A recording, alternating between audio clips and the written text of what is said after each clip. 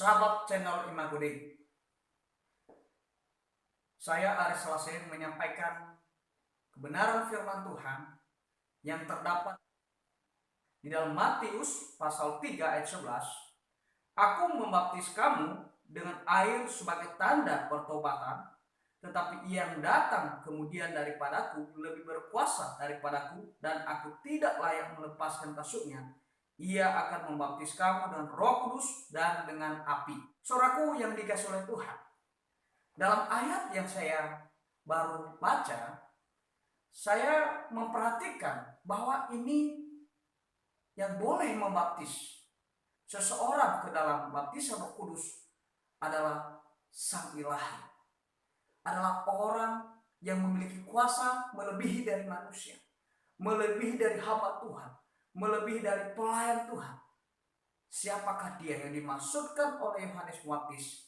Yaitu Yesus Kristus. Saudaraku yang dikasihi oleh Tuhan, baptisan Roh Kudus sering dihubungkan dengan berbagai pandangan orang, yaitu tentang baptisan disertai dengan bahasa lidah. Di dalam bahasa Yunani yang benar adalah glosalaleo, artinya bahasa lidah. Di dalam King James Version, yaitu di situ speaking tongues, artinya apa? Yaitu bahasa lidah. Saudaraku yang dikasihi oleh Tuhan, banyak orang hari ini berkata bahwa mereka berbahasa roh. Itu bukti mereka sudah dibaptis dalam baptisan Roh Kudus. Saudaraku yang dikasihi oleh Tuhan, padahal yang boleh membaptis seseorang ke dalam baptisan Roh Kudus adalah Sang Ilahi, yaitu Yesus Kristus yang dimaksudkan oleh Yohanes Pembaptis. Saudaraku yang dikasihi oleh Tuhan, apakah masih ada baptisan Roh Kudus hari ini? Ini sesuatu yang harus kita pahami sebagaimana orang Kristen, sebagaimana orang percaya. Apakah orang Kristen hari ini masih menerima baptisan Roh Kudus? Saya menyampaikan beberapa hal peristiwa yang sudah terjadi dalam Alkitab. Baptisan Roh Kudus terjadi 4 kali di dalam Alkitab, yaitu terjadi di Yerusalem. Silakan Anda membaca di dalam Kisah Para Rasul pasal 2. Yang kedua, terjadi di Samaria. Kisah Para Rasul pasal 8. Dan yang ketiga, terjadi di Yudea. Kisah Para Rasul pasal 10. Dan yang terakhir, di Kisah Para Rasul pasal 19, yaitu di Efesus, di luar Yahudi. Saudaraku yang dikasihi oleh Tuhan, artinya sudah terkenapi Kisah Para Rasul pasal 1 ayat 8. Begini firman Tuhan. Tetapi kamu akan menerima kuasa kalau Roh Kudus turun ke atas kamu, dan kamu akan menjadi saksiku di Yerusalem dan di seluruh Yudea dan Samaria dan sampai ke ujung bumi. Bapak Ibu sekalian yang dikasihi oleh Tuhan, ini terkenapi. Baptisan Roh Kudus sudah terkenapi di sini, yaitu mewakili seluruh dunia. Itu adalah baptisan yang terjadi di Efesus. Sudah terjadi di Yerusalem, sudah terjadi di Samaria, sudah terjadi di Yudea, dan yang terakhir adalah ujung bumi, yaitu di Efesus di luar Yahudi. Saudaraku yang dikasihi oleh Tuhan, pertanyaan kita, apakah orang hari ini dibaptis dalam baptisan Roh Kudus? Saudaraku yang dikasihi oleh Tuhan, baptisan Roh Kudus hari ini yaitu baptisan yang dilakukan oleh Allah sendiri. Sekali lagi, otoritasnya, wewenang adalah Allah sendiri yang melakukannya. Tidak ada seorang pun hamba Tuhan, tidak ada seorang pun pelayan Tuhan yang boleh membaptis seseorang, orang percaya, ke dalam baptisan Roh Kudus. Tetapi yang melakukan itu seperti yang dikatakan oleh Yohanes Pembaptis, yaitu Yesus Kristus. Saudaraku yang dikasihi oleh Tuhan, pada zaman rasul-rasul mengalami 2 tahap, yaitu mereka percaya kepada Yesus, mereka belum dibaptis di dalam baptisan Roh Kudus. Kapan itu terjadi? Setelah Roh Kudus itu dicurahkan. Saudaraku yang dikasihi oleh Tuhan. Kapan terjadi? Setelah Roh Kudus itu dicurahkan. Itulah sebabnya orang-orang pada zaman Tuhan Yesus, orang-orang percaya pada waktu itu, mereka belum menerima Roh Kudus. Mereka belum dicurahkan Roh Kudus pada mereka. Kenapa? Karena belum datang. Setelah Yesus terangkat ke surga, setelah Yesus naik ke surga, dia kembali ke tempatnya semula. Maka Roh Kudus datang. Banyak orang yang berkata hari ini bahwa kita harus berbahasa lidah. Saya tidak mengerti bahasa yang seperti apa. Mereka sering berkata sikra para sikra para haleluya. Nah, itu bahasa yang tidak dimengerti. Bahasa yang kita tidak tahu. Namanya bahasa di satu negara pun harus ada orang yang mengerti. Tetapi sikra para tidak ada yang mengerti. Saudaraku yang dikasihi oleh Tuhan.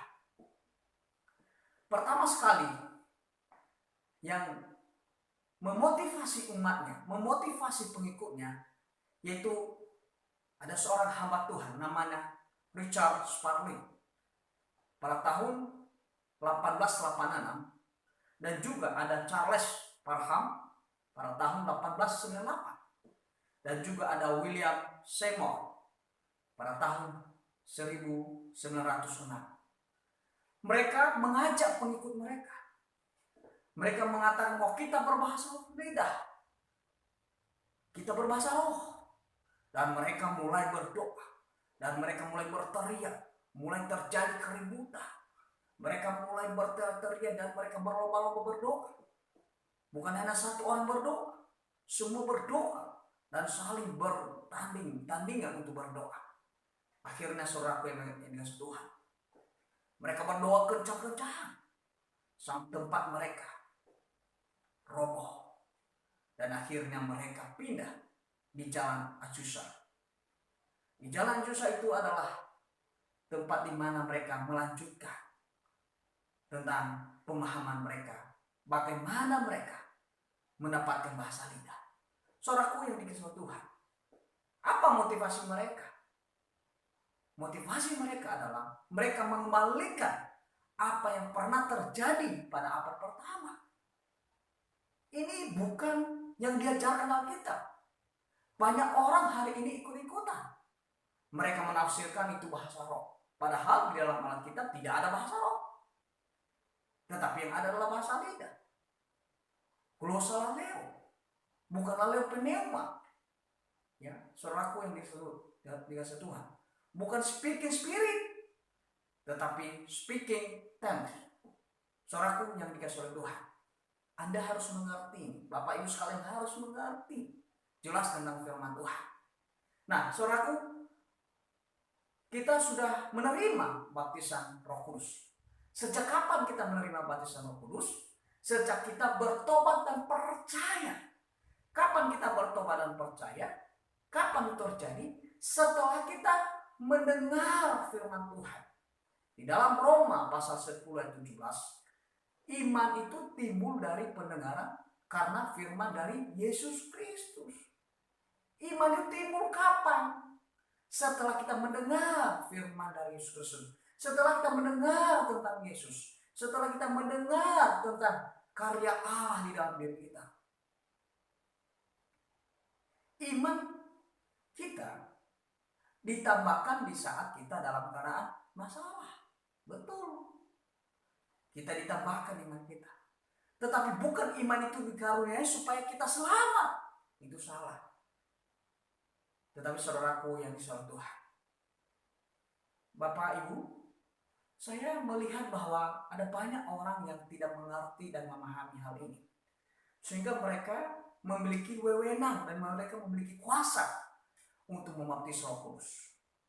Dan ketika mereka berdoa dan mereka berkata bahwa kita menerima baptisan Roh Kudus. Sehingga apa yang terjadi di Kisah Para Rasul pasal 2 akan terjadi hari ini. Oh saudaraku yang dikasihi oleh Tuhan, apa yang terjadi di dalam Kisah Para Rasul pasal 2 adalah penggenapan nubuatan Yoel. Tetapi tidak semua penggenapan nubuatan Yoel itu terjadi di Kisah Para Rasul pasal 2. Tidak. Ada yang sudah tergenapi, ada yang belum. Akan datang, akan tergenapi pada akhir, di mana nantinya Yesus Kristus akan datang kedua kali, yaitu Yesus datang kembali. Saudaraku yang dikasihi oleh Tuhan, kita dibaptis oleh Roh Kudus setelah kita bertobat dan percaya. Apa artinya bertobat percaya? Saya mengaku diri saya orang berdosa. Orang berdosa tidak bisa menghampiri Allah yang Maha Kudus. Orang berdosa tidak bisa menghampiri surga yang kudus. Orang berdosa tidak bisa menghampiri takhta Allah yang kudus. Setitik dosa, manusia tidak bisa masuk surga. Tetapi dosa harus diselesaikan dengan penghukuman. Siapakah yang dihukum? Anda yang akan dihukum. Tetapi karena kasih Allah bagi saya, bagi saudara, bagi kita semua, sehingga Yesus menggantikan posisi kita dihukum di kayu salib. Ia menggantikan kita dihukum, sehingga ia tersalib untuk dosa kita. Ia dihukum untuk dosa kita. Maka kewajiban kita hari ini, kita menerima dia sebagai Tuhan dan Juru Selamat kita. Kita menyesal, kita menyadari segala dosa yang telah kita perbuat. Dari kecil, siapakah yang berkata tidak pernah berbuat dosa? Dosa Adam saja. Kita berstatus anak Adam. Kita disebut orang berdosa. Dosa Adam saja, kita tidak bisa masuk surga. Apalagi dosa setelah kita lahir. Saudaraku yang dikasihi Tuhan, kita tidak bisa selamat kalau bukan karena kasih karunia Allah. Kita diselamatkan karena kasih karunia Allah, karena pengorbanan Yesus Kristus. Kita diselamatkan, kita dikaruniai keselamatan itu. Tidak ada andil manusia. Di awal saya sudah membahas baptisan bukan syarat keselamatan. Baptisan bukan syarat keselamatan. Tetapi baptisan adalah simbol kematian Yesus Kristus, penguburan Yesus Kristus, dan kebangkitan Yesus Kristus. Itulah baptisan. Saudaraku yang dikasihi oleh Tuhan, barang siapa yang belum mengerti dan memahami penjelasan seperti ini, boleh Anda melihat video saya yang pertama. Jadi hari ini, kalau kita sudah bertobat dan percaya menerima Yesus Kristus, menyadari bahwa menyesal kita orang berdosa, maka kita menerima Yesus Kristus secara rela, bukan karena dipaksa sehingga kita terima, tetapi karena kita menerima dia dengan ikhlas, dengan sukacita, dengan penuh penerimaan, maka disitulah kita dibaptis di dalam Roh Kudus, yaitu di dalam Efesus pasal 1 ayat 13. Di dalam dia kamu juga, karena kamu telah mendengar firman kebenaran, yaitu Injil keselamatanmu, di dalam dia kamu juga ketika kamu percaya dimeteraikan dengan Roh Kudus yang dijanjikannya itu. Ayat 14. Dan Roh Kudus itu adalah jaminan bagian kita sampai kita memperoleh seluruhnya, yaitu penebusan yang menjadikan kita milik Allah untuk memuji kemuliaannya. Oh saudaraku yang dikasihi Tuhan, oh saya bahagia hari ini, saya senang sekali. Karena pada waktu saya menerima Yesus Kristus, pada waktu saya mengatakan, oh Tuhanku terima kasih. Pada waktu saya menerima Yesus Kristus secara pribadi dalam hidupku, saya menyambutnya dengan sukacita.